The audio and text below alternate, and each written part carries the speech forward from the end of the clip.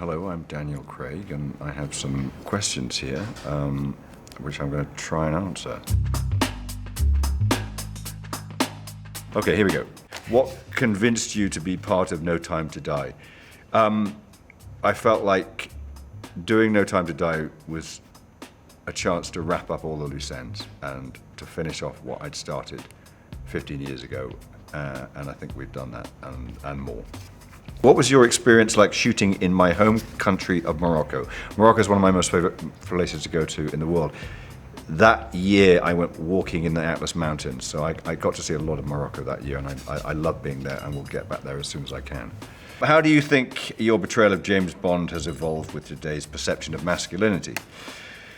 I hope he's changed a lot while I've been part of him, because what I've always tried to do is never judge him. He's flawed, and his attitude towards the world and towards women is questionable, and I think that's interesting. The way we've tried to deal with it is to cast as strong of female characters as possible, have him go up against those people. I mean, we had Judy for a long while, and I was very lucky and privileged to work with her, and that relationship informed who he is, but also exposes him for what he is, and I think that's interesting. I don't judge the characters I play. I try and let the audience do that. Hey Daniel, why the choice to go with fewer gadgets with your James Bond? This is going to answer a few questions actually. I've loved the gadgets, but my take on them has always been they've got to sort of be justified in the movie. You can't really just have gadgets for gadget's sake. They've got to make sense, and they've got to be interesting. My favorite gadgets from the previous movie is always, actually my favorite gadget is, I think Sean Connery used to use this sort of like little silver box with a switch on it and the red light went on. I don't know what it did, but it kind of opened doors, it kind of blew things up, and it was just, that was, simple is best as far as gadgets is concerned. Daniel, have you been injured a lot while filming these movies? Which is the worst injury in here? I have, but that's just par for the course. It's a physical role, and I get bashed up, and in fact, I get injured, but the stunt team get injured all the time, and thankfully we all walk away, and that's all that matters. I broke my ankle on the last movie. I broke my leg on the previous movie. I'm still here. Why have there been longer intervals in between James Bond movies during Daniel Craig's era? Because I broke my leg. Curious to know what stunt from your time as Bond you are most proud of, and what's your favorite stunt from the series? My favorite stunt I've done. There's a few on No Time to Die I'm very proud of, but probably the whole sequence that we filmed in Venice on Casino Royale, and not least of all because that wasn't a lot of stunt work, but Chris Colbert, who designs our physical effects, so that's the things that everything that blows up and everything that, and he designed the sinking Venice house, which was a Venice house that sank into water and then reset and kept going. So we had to be filming in that, and I had to be jumping off things and flying into water. So I'm most proud of that, probably because it's my first movie, and it just was one of the most incredible sets I've ever been on. What has been your favorite outfit as your time as Bond, and which fit from the past is your all-time favorite? Connery knew how to wear a suit.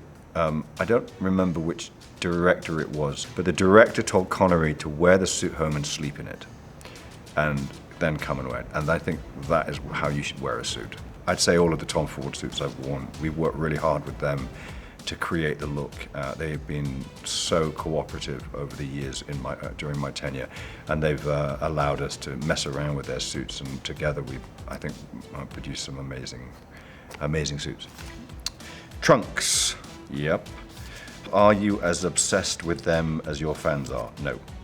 Which was your favorite car to shoot in? The DB5. It's like one of the most beautiful cars ever made. I mean, I've driven the DBS and the brand cars, and they don't break down quite as often, but the DB5 is definitely the car. What will you most fondly remember about your time as Bond, and do you have any regrets? No, I don't have any regrets.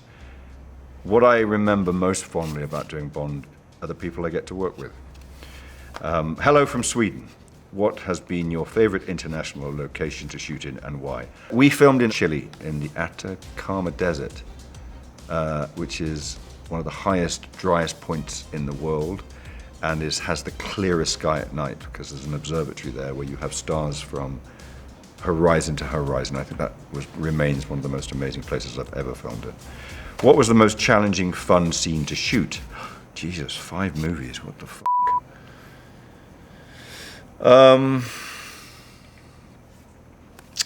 The crane sequence in Casino was one of the most challenging and fun scenes because when I started Casino Royale, I was afraid of heights. And after it, I wasn't.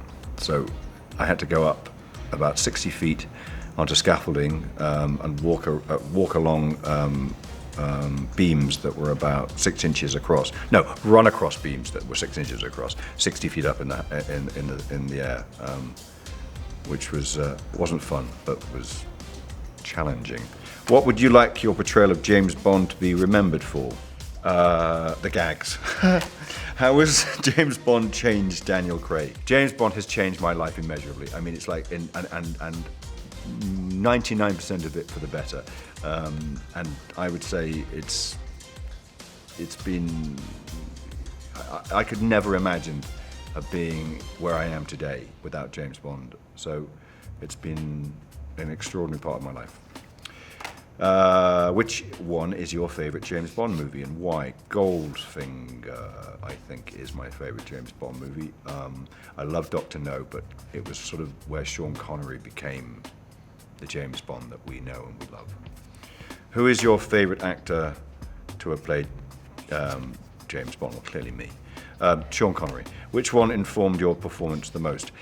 None of them. I mean, I know that sounds weird, but actually, what I did when I took on the role was I said, I can't do impressions of people. I can't try and be Sean Connery or Pierce or Roger. I have to try and be myself. So as much as I watch the films over and over again and they influence the way we shoot the movies, I just tried to be me.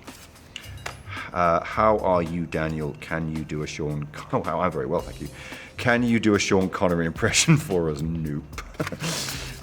What makes Daniel Craig's James Bond different from his predecessors? I play him. What can you tell us about the villain in No Time to Die, and what did Rami Malek bring to the role?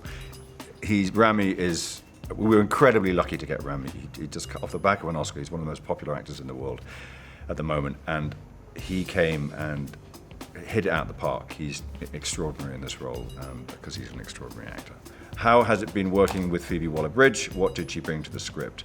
She's one of the most talented writers around, and we were incredibly lucky to have her. Is there anything else you'd like to add? No, Jesus.